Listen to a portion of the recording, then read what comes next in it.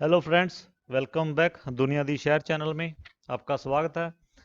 आज जो वीडियो है बहुत से उन लोगों के लिए है, उन दोस्तों के लिए है, जहाँ लड़कियों के लिए है जो मलेशिया आना चाहते हैं या दुनिया में कहीं भी जाना चाहते हैं, जैसे कि कनाडा, अमेरिका, इंग्लैंड कहीं भी जाना चाहते हैं। तो ये समझ लीजिए उनके लिए ये कॉन्स्टिट्यूशन है, संविधान है उनके लिए ये वाली वीडियो।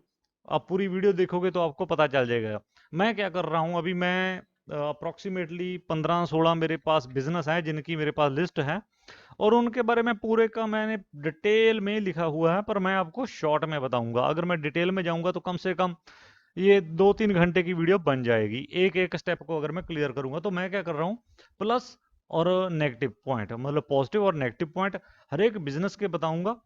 और बिजनेस जितने भी हैं मलेशिया में, जहाँ पूरी दुनिया में, जैसे कि होटल मैनेजमेंट हो गया, 7-11 है, 99 है, बार्बर की शॉप है, टेलर है, हाउसमेड है, जहाँ आपने कहीं सिक्योरिटी गार्ड का काम करना है, जहाँ किसी बड़े एनएसके में, जो मतलब कि सुपरमार्केट में काम करना है, या कुछ भी करना है, तो उनके बारे में एक एक करके मैं आपको बताता जाऊंगा। जैसे कि कंस्ट्रक्शन वर्कर हो गया या कुछ भी है, ठीक है, एक एक करके बताता जाऊंगा। पर उन सब से पहले मैं अब वीडियो स्टार्ट करूंगा उससे पहले एक आपको बात, एक दो नहीं, 2-3 बातें बता देता हूं मैं, जो आपके लिए बहुत ज्यादा इंपॉर्टेंट है।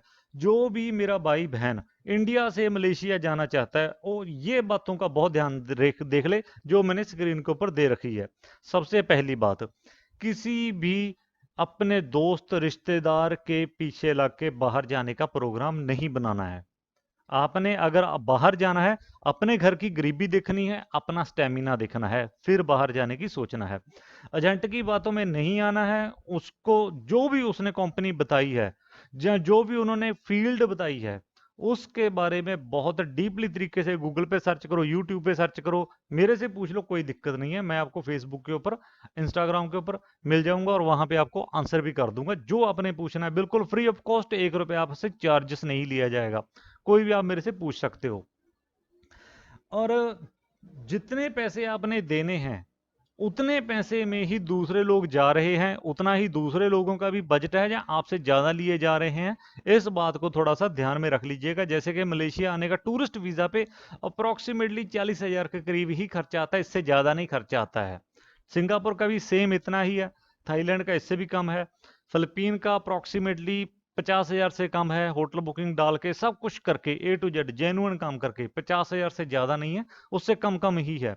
और यूरोप का, अगर अब ये बात थोड़ा ध्यान में रखिएगा, सॉरी बात में करने लगा था, आपने जिन कामों में आना है, अब मैं थोड़ी सी वीज़ा के बारे में भी आपको बात कर ही दूं अगर मेरे दिमाग में आई है तो, नहीं तो इसके बारे में भी एक खुल के वीडियो बनाएंगे, फिर आप थोड़ा सा ध्यान से देख लीजिएगा। मान लीजिए किसी एजेंट ने आपको बोल दिया, मैं आपको यूरोप का वीजा दूंगा, टूरिस्ट वीजा, काम नहीं, ओनली टूरिस्ट वीजा दूंगा मैं आपको 6-7-8 लाख रुपए में। तो भाई आपको किसी कुत्ते ने काटा है, ठीक है ना। आप क्या करो, वो 6-7-8 लाख रुपए रखो अपनी बैंक में, थाईलैंड का गेड़ा लगाओ, कंबोडिया का, वियतनाम का, सियोल का, कहीं का भी गेड़ा लगाओ, चक्कर लगाओ। मान लो डिपोर्ट भी हो जाता है, कोई दिक्कत नहीं है, कुछ नहीं होगा, कोई दिक्कत नहीं पड़ेगी, ठीक है।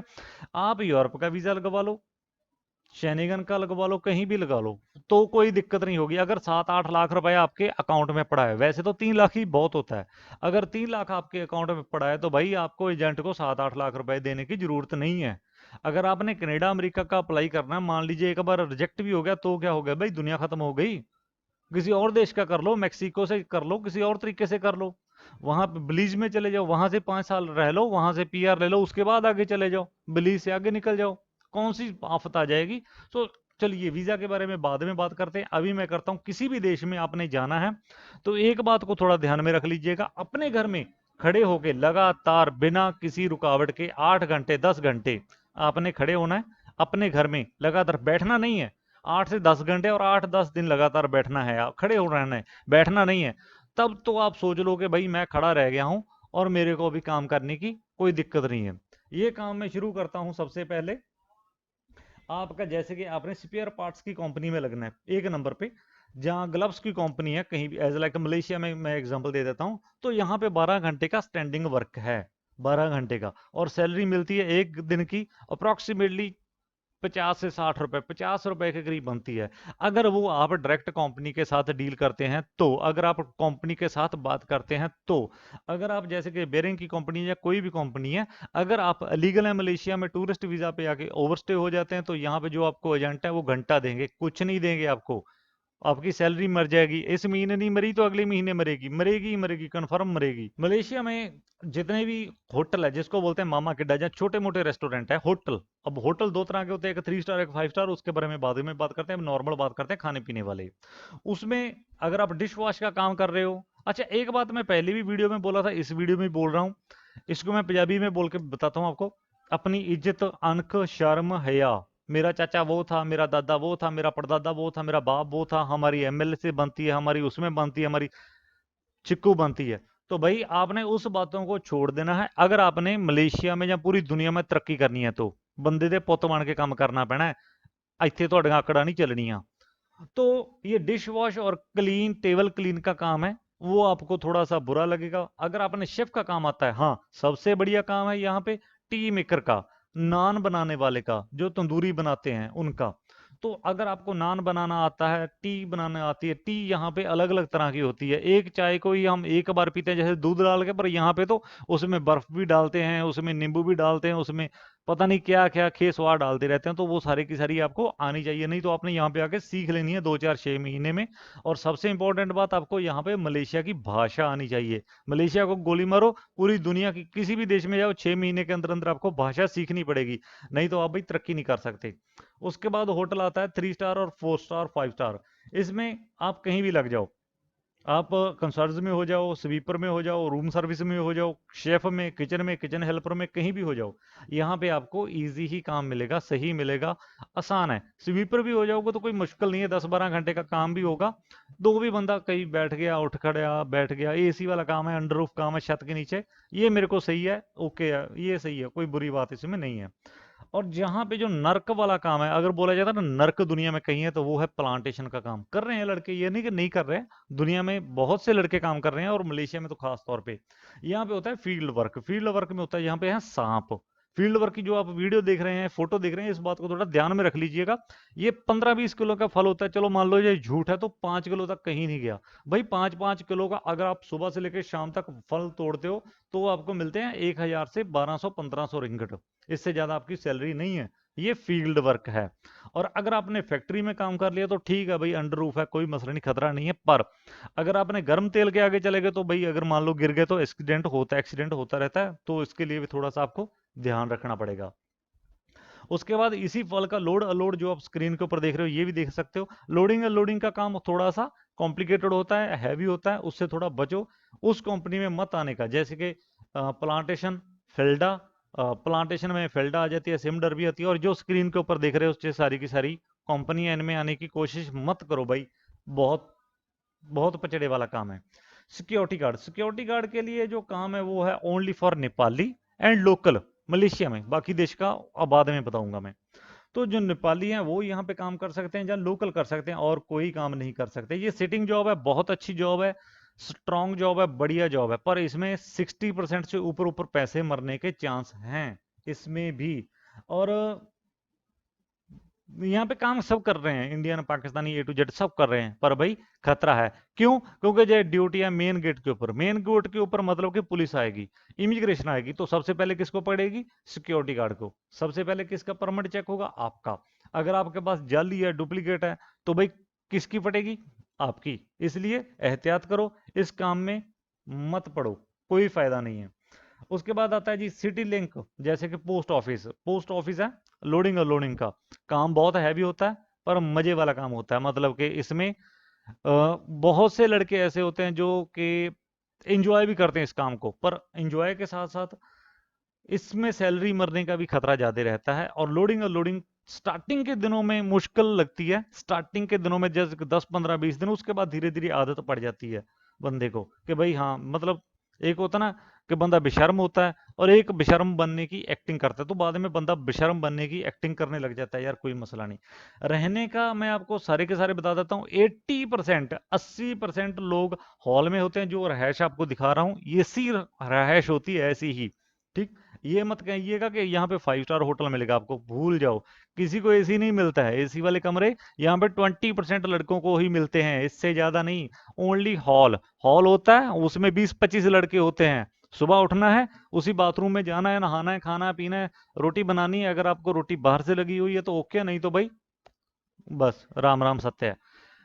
उसके बाद 7 नंबर पे आ जाता है जी कार वॉश। कार वॉश में 12, 14, 16 घंटे की ड्यूटी होती है, बहुत ज़्यादा हार्ड होती है।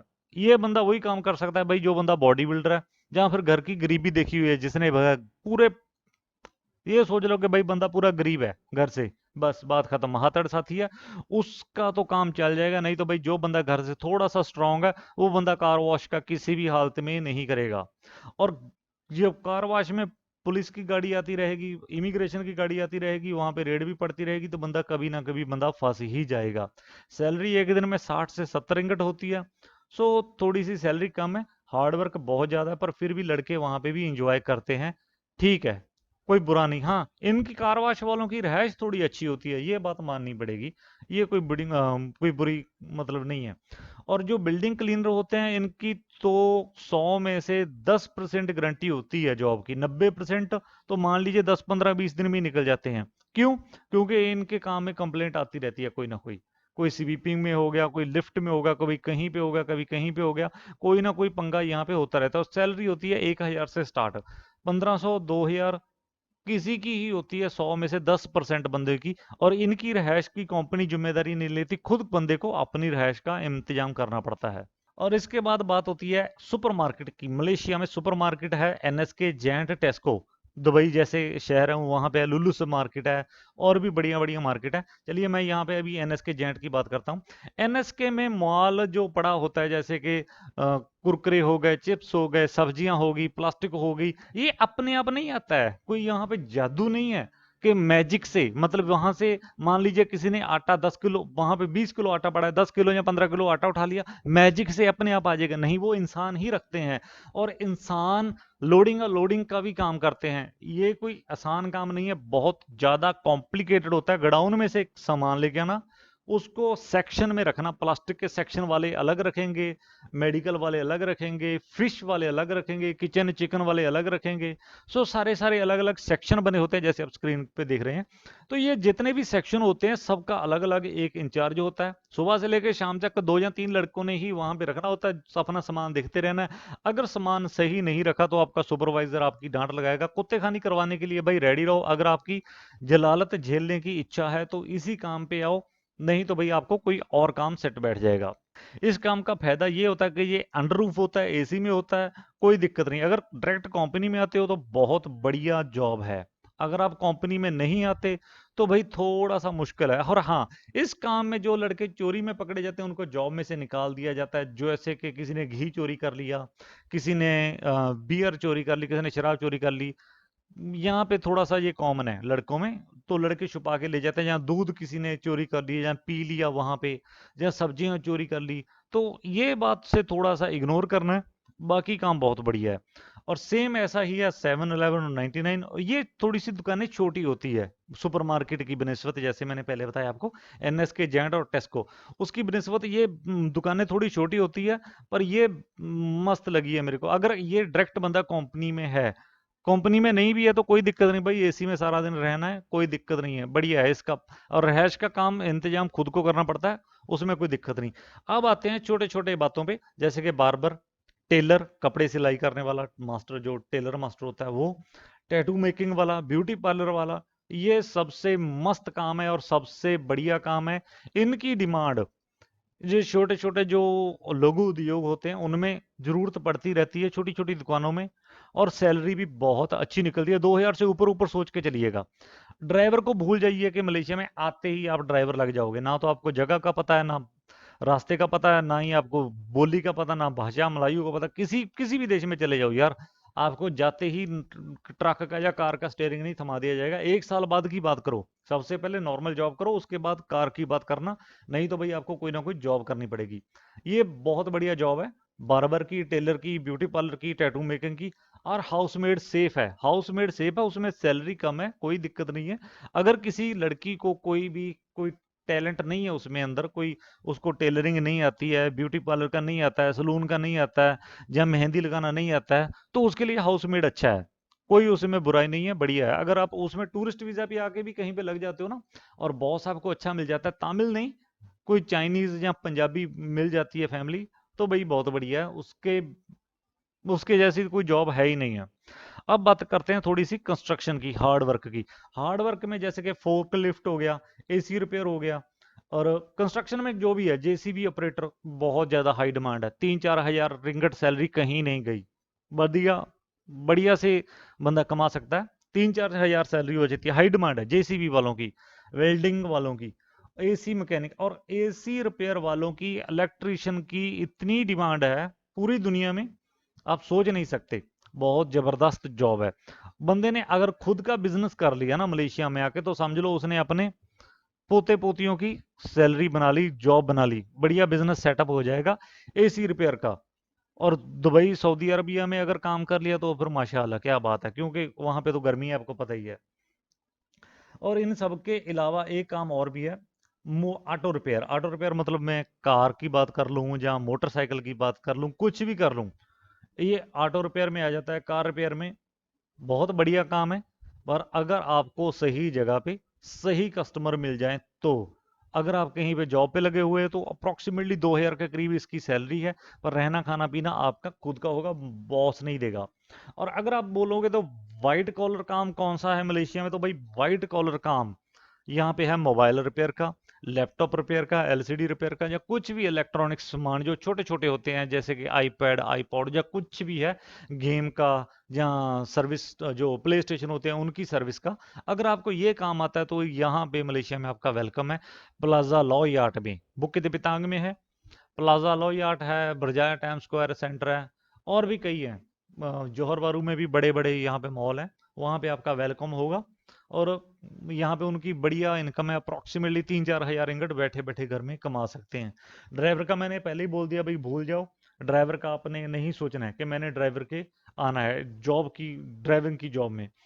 और एक और छोटी सी मैं जाते जाते आपको बता दूं, कई मेरे दोस्त आते हैं लॉन्ड्री के वर्क पे ऊपर। लॉन्ड्री के वर्क थोड़ा सा गंदा है, जैसे कि हॉस्पिटल की बेड शीट आती है, होटल के कपड़े आते हैं, मतलब जो बेड शीट आती है गंदे मैले को चले, तो भाई पता नहीं उनमें कौन से कीटाणु होंगे, जर्म होंगे, कौन सी बीमारी होगी यार, पता नहीं कौन सा क्या क्या नहीं होगा, खुदा जाने, रब जाने, गॉड जाने। तो लॉन्ड्री के वर्क में भाई पंगा मत लो तो अच्छा है। अगर आप करना चाहते हो, सैलरी अच्छी है तो ठीक है, कर लो, नहीं तो भाई आपकी मर्जी है, कोई दिक्कत नहीं।